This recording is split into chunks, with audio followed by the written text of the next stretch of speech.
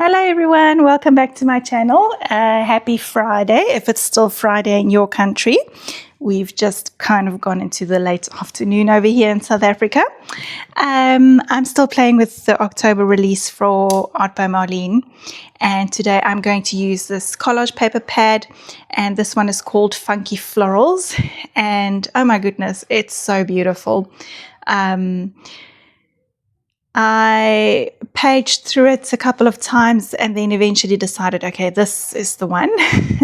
So I grabbed a couple of the big flowers out and I'm just fussy cutting them. They are kind of reddish and orangey, and we all know how I feel about those colors. But I decided that I was going to make it work. And then I decided, well, let's just go red and orange. If you are new here, you don't know this, but I do not use red or orange often. Red almost never. Orange I'm trying, so it does appear in my work a little bit more often now. So this was very, very out of my comfort zone. But Marlene had these pictures on a reddish background in her book. So I thought I would take inspiration from that and go with that and just see where it takes me. I know that if I don't like something, I can cover it up. So I went in with Ho Ho Ho, which is red, 3 places. I went in with Hot Curry, that's the orange. I went in with Kissy. Kissy is like a reddish pink. And then I also went in with Ballet. And you'll see that I've got my colors in 3 places every time. Normally that's just, I don't want to say a rule, but it's just kind of a guideline that I follow to create balance on my page. Okay, now that I've got the background done, it is looking a little bit patchy, and to cover up those patches, I'm going to go in with the new stencil. This is called Pretty Shapes, and again in 3 places. Now I'm going in with Cheesy, that is the yellow color, and I'm just doing a little bit of reductive stenciling, putting the paint down with my finger, and then I put the stencil over the top and wipe away the excess paint through that stencil. And then I'm also going in with just a touch of mark making. I'm doing the same with Peony, which is a lighter pink. And what you'll notice is I'm keeping my mark making anchored to the edge of the page. So I will very rarely do my mark making somewhere in the center of the page and have them floating around. I always try to anchor them in some way to the edge of the page. It just makes more sense to me, even though I know a lot of it gets covered up. But at this stage, I'm not thinking about that. At this stage, I'm thinking about what I'm doing now. I also went in with a little bit of Kermit, which is a pastel-y kind of green. And for that one, I did 5 places. So usually I would work in 3 or 5. I figured that the flowers had some green in them, but I didn't want to use the same green because that was quite a dark one. So I decided to brighten up the page somewhat with the Kermit. And you'll see me drying my layers in between. And now I'm going to go in with the background builder stamp set. And first I'm using some red ink there, and I'm using one side of this stamp, and then the other side of the stamp I'm going to use black. And you'll see, even though I'm starting in the middle of the page, I am working my way out to try and anchor those marks to the edge. I don't know why I do that. It just makes more sense to me. I feel like if I don't anchor them, they feel like they're going to float off the page.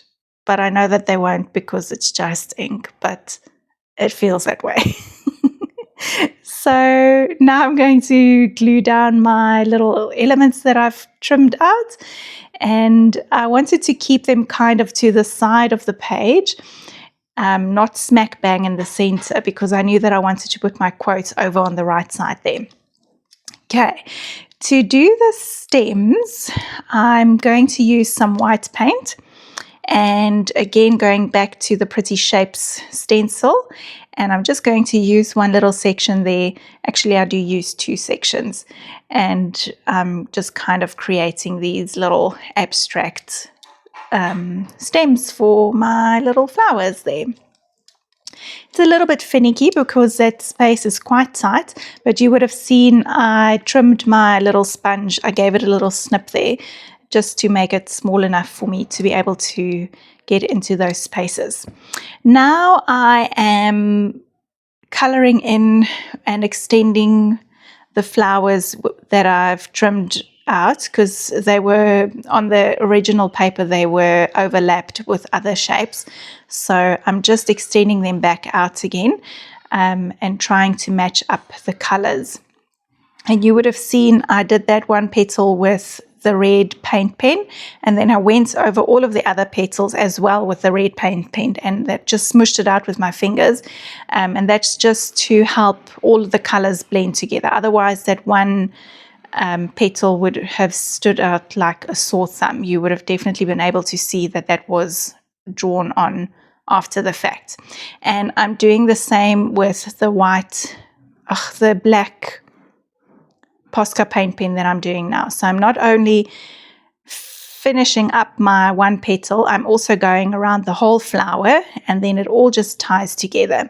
I always say this, black, when it's printed, it doesn't print a true black. So I often go around my outlines again with a true black, just to help pop them out. And you can see that magic happening here on the screen. As soon as I put that black Posca pen on, they just do pop out a little bit. So the lines that are around the flowers, I kind of followed Marlene's lines there, and I added a few of my own. And then I decided in those gaps, I'm going to make some black and white stripes, because you do know that I love a black and white stripe. So that's just what I did there. And now I'm going to use, again, the stencil, and I'm going to take some of the bits that look a little bit like leafy shapes, and I'm just drawing through those with my green paint pen. I'm using the darker one because I know that I'll go in later with the lighter side, and I'll just do a little bit of shading there. And I thought that this worked really well to use as leaf shapes. I was quite happy with that. I'm just faffing a bit to see if I wanted to add a little bit of a grounding there. I didn't, not with that. And now I'm going into those stems that I did there again, and I'm just adding some green. So I've done this kind of stem before, and then I did them black and white, but today I decided I would go with green, and I really like that. I think they look quite cute. Now I'm just faffing a little bit with the shading, and you guys know I always say the faffing takes a little bit of time. It's a process that I can get so lost in, and it is so worth doing it. So I'm also grabbing out my Artex coloring in pencils, and I'm just doing a little bit more shading and coloring and just brightening things up and that sort of thing until I'm happy with what they look like. Altogether, this page came together really quickly. I think it was like 45 minutes or so. So it was a quick one to get done. I'm just adding a couple of little doodly bits inside my flowers. You would have seen me earlier add some dots, and I also added some hearts into that one. And now for white highlights. White highlights are just magical. always add white highlights. It just brings everything to life a bit. And now I'm going in with Marlene's new neon stencil paste, and I'm just brightening up some of those bits in the flowers and also on the background. So just smushing it out with my finger, and that just adds a little pop of brightness. So it doesn't change the color that's underneath, but it just kind of boosts the color that's there. Looking for a quote, and I knew that I wanted to use a big yellow quote. And then I think I went with I Wish My Eyes Could Take Photos. I used this quote because it's very big and I had the space for it, and I knew that the yellow would work really well with it. So that was kind of the reason behind using this quote. I'm finishing it off with a little doodly border there, and I do make my little leafy doodle on the edge of my words there. I always add that little scribbly bit, just feels like it makes it mine. And now I'm going in with a Stabilo all pencil, and I'm just going to do a tiny bit of shadowing, not going overboard.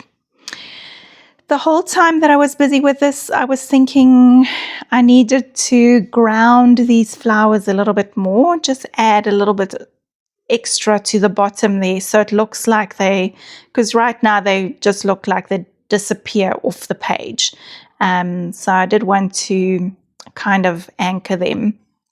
So I went in to the Lots of Coral stamp set, and I found one that I thought looked a little bit like a grassy bit, and I'm just going to add a couple of bits here and there at the bottom there, and I really like the way that finished off the project for me.